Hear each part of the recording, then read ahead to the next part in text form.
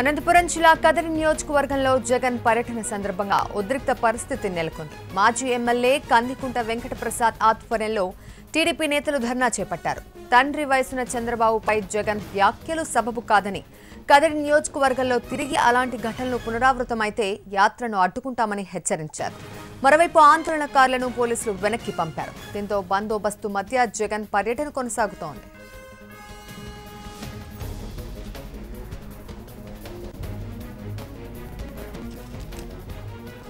ఇదే విషయంపై మరింత సమాచారం ప్రతినిధి ప్రవీణ్ అడిగి తెలుసుకుందాం. ప్రవీణ్, అనంతపురం జిల్లా కదిరి నియోజకవర్గంలో జగన్ పర్యటన సందర్భంగా ఉద్రిక్త పరిస్థితి కనిపిస్తోంది. ప్రస్తుతం అక్కడ పరిస్థితి ఏ విధంగా ఉంది? ప్రియదర్శిని, అనంతపురం జిల్లాలో వైఎస్ జగన్ భరోసా యాత్ర 4వ రోజు కదిరి నియోజకవర్గంలో కొనసాగుతుంది. ఇవాళ ఉదయం జగన్ కదిరిలో ఉన్నారు. ప్రస్తుతం ఈ పార్టీ నాయకుడు మోహన్ రెడ్డి ఇంట్లో కదిరి బస్ చేశారు. అయితే కదిరి నియోజకవర్గంలో ప్రధానంగా ఎన్పీ కుంట సోలార్ భూముల నిర్వాసితులతో జగన్ ముఖాముఖి నిర్వహించున్నారు. అదేవిధంగా గాన్లపేంటలో కూడా జగన్ రైతులతోనూ ఇతర డ్వాక్రా సంఘాల మహిళలతోనూ చర్చించనున్నారు. ఈ ఎన్పీ కుంట గాన్లపేంట గ్రామాల్లో కూడా పర్యటించున్నారు. ఈ అనంతపురం జిల్లా కదిరిలో సాయంత్రం 5 గంటలకు జగన్ బహిరంగ సభ కూడా నిర్వహించనున్నారు. ఈ నేపథ్యంలో ఉదయం నుంచి కూడా టీడీపీ కార్యకర్తలు ఆందోళన కార్యక్రమాలు చేపట్టారు. టీడీపీ మాజీ ఎమ్మెల్యే కదిరి నియోజకవర్గ ఇన్ఛార్జి కందికుంట వెంకటప్రసాద్ ఆధ్వర్యంలో కార్యకర్తలు నాయకులు ఉదయమే పెద్ద ఎత్తున రోడ్లపైకి వచ్చి ఆందోళనకు దిగారు. జగన్ తండ్రి లాంటి వయసు ఉన్నటువంటి చంద్రబాబు నాయుడుపై అలాంటి కామెంట్స్ చేయడం తప్పు, వెంటనే క్షమాపణ చెప్పాలి. కదిరి నియోజకవర్గంలో మరోసారి ఇలాంటి కార్యక్రమాలు పునరావృతమైతే యాత్రను అడ్డుకుంటామని కూడా హెచ్చరికలు పంపించారు. మొత్తం మీద ఈ కదిరిలో జగన్ భరోసా యాత్రకు పోలీసులు పూర్తి బందోబస్తు ఏర్పాటు చేశారు. కదిరి డిఎస్పీ ఆధ్వర్యంలో పోలీసులు పటిష్టమైన బందోబస్తు ఏర్పాటు చేశారు. Priyadarshini. Right Praveen, thank you.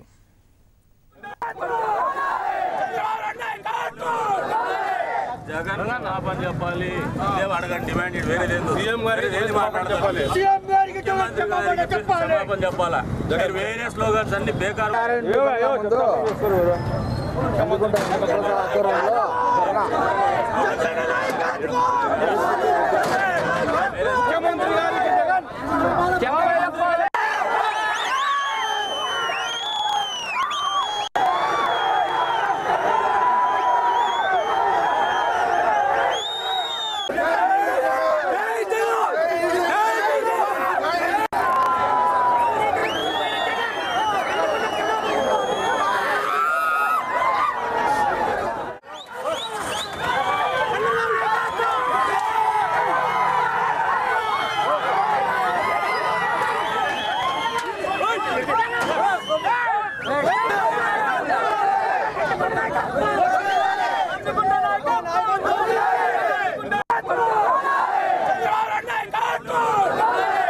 Jagan నా పని చెప్పాలి, అడగండి డిమాండ్ వేరే లేదు. సీఎం గారికి మాట్లాడాలి.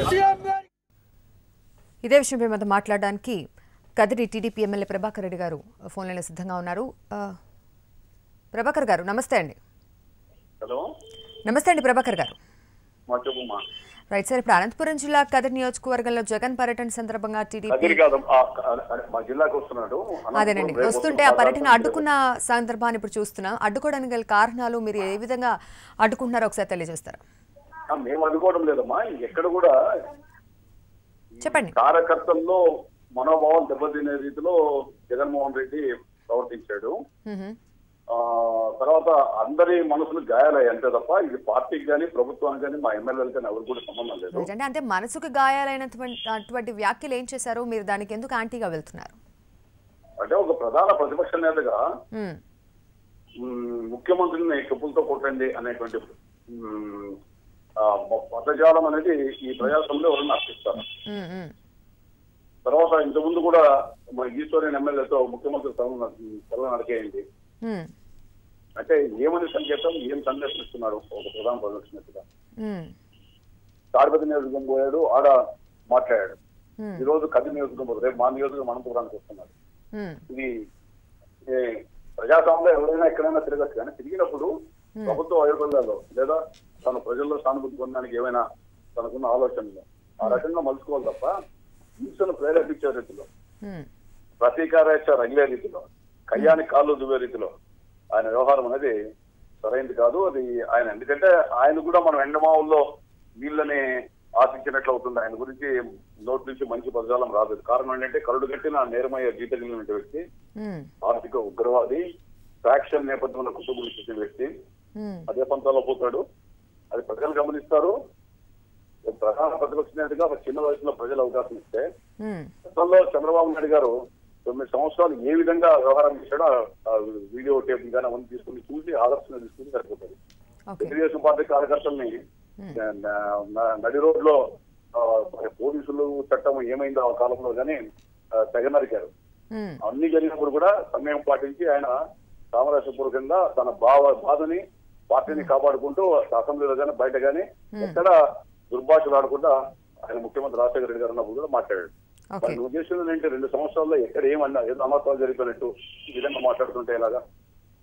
ఓకే ఓకే రైట్ సార్ అండి. ఇప్పుడు పరిస్థితి తీసుకుంటే ఇప్పుడు జగన్ బస్ చేసిన భవనం ముందు టీడీపీ కార్యకర్తలు నిరసన దిగారు. మరి జగన్ పర్యటన మీ జిల్లాలో సాఫీగా జరగాలంటే మీ డిమాండ్స్ ఏ విధంగా ఉన్నాయి సార్?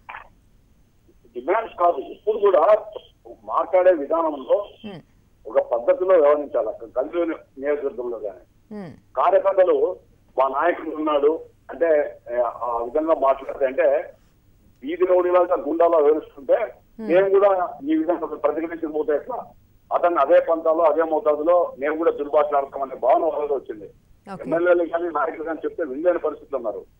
తెలుగుదేశం పార్టీ కార్యకర్తలు కాదు, తటస్థులు, సామాజిక హితం కోరే వాళ్ళు, తర్వాత సామాజిక గృహ ఉన్నటువంటి వాళ్ళు, అదే విధంగా రాష్ట్రం ప్రశాంతంగా అభివృద్ధి కావాలనుకునే వాళ్ళందరిలో కూడా ఈ బాధ నెలకొంది.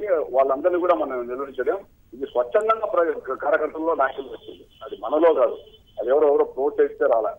ముఖ్యమంత్రి గారు కూడా టెలికాన్ఫరెన్స్ లో మీరు ఇలాంటివి చేయొద్దండి, తర్వాత ప్రజాస్వామ్యంలో ప్రజలకు వివరించండి తప్ప అనేటువంటి భావన వచ్చినా ఆయన మాట కానీ నేతల మాట కానీ వినే పరిస్థితుల్లో కార్యకర్తలు కానీ ప్రజలు కానీ లేదు. అది ఈ విధంగా దురదృష్టంగా ఈ విధమైనటువంటి పంత భాషా ప్రయోగం అనేది జగన్మోహన్ రెడ్డిలో ఉన్నటువంటి అపరిచితుడు ఎవరైతే ఉన్నారో అప్పుడప్పుడు బయటకు వస్తుంటాడు. అది అతనిలో ఉన్నటువంటి అపరిచితుడు బయటకు వచ్చాడని భావిస్తుంది. Right right thank you so much అండి ప్రభాకర్ చౌదరి గారు.